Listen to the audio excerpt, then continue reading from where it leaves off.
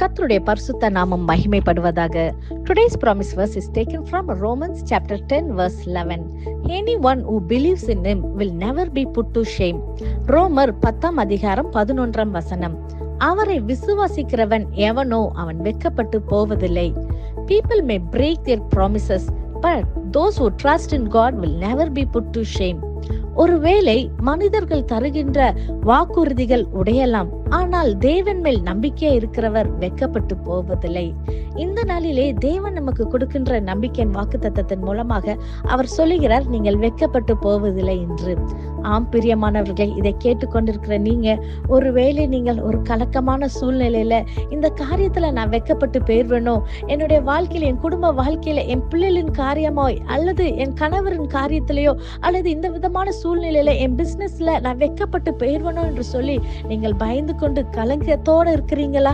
இன்னைக்கு கர்த்தர் உங்களை பார்த்து சொல்லுகிறார், நீங்கள் அவரை விசுவாசிக்கிறவன் எவனோ அவன் வெட்கப்பட்டு போவதில்லை என்று. நீங்க கர்த்தரை விசுவாசிக்கிறீங்களா? என்னுடைய சூழ்நிலைகள்லாம் பார்க்கும்போது எனக்கு விசுவாசிக்க முடியல என்று சொல்லி கலக்கத்துடன் இருக்கிறீங்களா? இந்த நாளிலே உங்களுடைய சூழ்நிலைகளை நீங்க பார்க்காம நீங்கள் கர்த்தரையே நீங்கள் விசுவாசித்து அவருக்கு நீங்கள் முதலிடம் கொடுத்து நீங்கள் நம்பிக்கையோடு இருக்கும்போது நிச்சயமாகவே அவர் உங்களுடைய விசுவாசத்தை கன பண்ணுகிறவராக, உங்களுடைய விசுவாசத்தை அவர் உறுதிப்படுத்தி உங்களுடைய நம்பிக்கை வீண் போகாது. பிரியமானவர்களே, நீங்கள் நிச்சயமாகவே வெட்கப்பட்டு போவதில்லை. நீங்கள் கர்த்தரை விசுவாசிக்கிறீங்களா? இன்னைக்கு இந்த கர்த்தர் கொடுத்த வாக்குத்தத்தத்தை நீங்கள் அது எனக்குரியது என்று அந்த வாக்குத்தத்தத்தை எடுத்து நீங்கள் விசுவாசத்தோடு நீங்கள் ஜெபிக்கும் பொழுது கர்த்தர் நிச்சயமாகவே உங்களை பலப்படுத்தி உங்களுடைய விசுவாசத்தை அவர் பெருக பண்ணி நீங்கள் வெட்கப்பட்டு போவதில்லை. பிரியமானவர்களே, நாம் வேதத்திலே பார்க்கிறோம், மார்க் எழுதின சுவிசேஷம் 5 அதிகாரம் 25 முதல் 34 வசனம் வரை நாம் பார்க்கிறோம். ஒரு பெரும்பாட்டுள்ள ஒரு ஸ்திரீ 12 வருஷமாக மிகவும் இந்த இரத்த போக்கினால மிகவும் வேதனைப்பட்டு கொண்டிருக்கிறாள். அவள் எத்தனையோ மருத்துவர்கள் இடத்துல போய் செல்கிறாள். தனக்கு உண்டானவைகள் எல்லாவற்றையும் செலவழித்தும் அவளுக்கு சுகம் கிடைக்கவே இல்லை. கொஞ்சம் கூட ஒரு இம்ப்ரூவ்மெண்ட் இல்லவே இல்லை. அவள் மிகவும் சோர்ந்து போய் இருக்கிறார். அந்த சமுதாயம் அவரை ஒதுக்கி அவளை அன்கிளீன் என்று சொல்லி அவளை ரிஜெக்ட் பண்ணி வைக்கிறது. ஆனால் ஒரு நாள் இயேசு வருவதை அவள் அறிந்து அவள் என்ன செல்லுகிறாள்? அந்த கூட்டத்துக்குள்ளே செல்லுகிறாள்.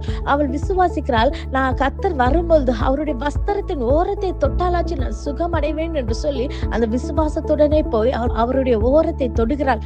அந்த நிமிடமே கர்த்தருடைய வல்லமை அவளுக்குள் இறங்கி அவள் சுகம் பெறுகிறதை நம்ம பார்க்கிறோம். உடனடியாக கர்த்தர் அவளுடைய விசுவாசத்தை ஆனர் பண்ணி அவளை மகளே என்று அழைக்கிறார் அல்லவா? நாம் வேதத்திலே பார்க்கிறோம், கர்த்தர் அவளை பார்த்து, மகளே, உன் விசுவாசம் உன்னை ரட்சித்தது, நீ சமாதானத்தோட போய் உன் வேதனை நீங்கி சுகமாயிரு என்றார் என்று நாம் பார்க்கிறோம். அவளுடைய வாழ்க்கையில அவளுடைய சூழ்நிலைகள்ல அவளுக்கு எல்லா விரோதமாய் ஆப்போசிட்டாக இருந்த பொழுதிலும் அவள் கர்த்தர் மேல் விசுவாசத்தோட இருந்தாள். கர்த்தர் அந்த விசுவாசத்தை கனப்படுத்தினார் அல்லவா?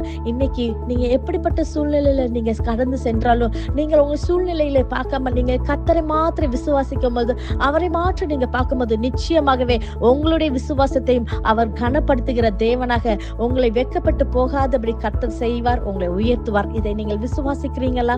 People may fail, circumstances may delay, and voices around you may discourage you, but God remains faithful. When you place your trust in Jesus, your hope is secure. Stand firm, believe, and move forward with confidence, knowing that God will honor your faith and He will never disappoint you. You will never be put to shame. இதை விசுவாசிக்கிறீங்களா? நாம் கண்களை மூடி ஜெபிப்போம். நேசிக்கிற நல்ல தகப்பனே, இந்த காலை வேளைக்காய் உமக்கு நன்றி செலுத்துகிறேன் கர்த்தாவே. நீர் கொடுத்த இந்த வாக்குத்தத்த வசனத்துக்காய் நன்றி செலுத்துகிறேன் கர்த்தாவே. இந்த நாளிலே இந்த வசனத்தை வாக்குத்தத்தத்தை பார்த்து ஜெபிக்கிற ஒவ்வொரு பிள்ளைகள் வாழ்க்கையிலப்பா நீர் விசுவாசத்தை பெருக பண்ணுங்கப்பா. ஆண்டவரே, பிள்ளைகள் விசுவாசத்தோடு ஜெபிக்கிற ஒவ்வொரு பிள்ளைகளுடைய வாழ்க்கையை அப்பா நீர் கனப்படுத்தும்படியாக அவங்க விசுவாசத்தை கனப்படுத்தி பிள்ளைகள் வெட்கப்பட்டு போகாதபடி செய்யுங்கப்பா. நீர் பெரிய காரியங்களை செய்யுங்கப்பா. அற்புதங்களை எதிர்பார்க்கிறோம் கர்த்தாவே. இயேசுவின் மூலம் ஜெபிக்கிறோம். ஜெபம் கேட்டபடியால் ஆமென். God bless you.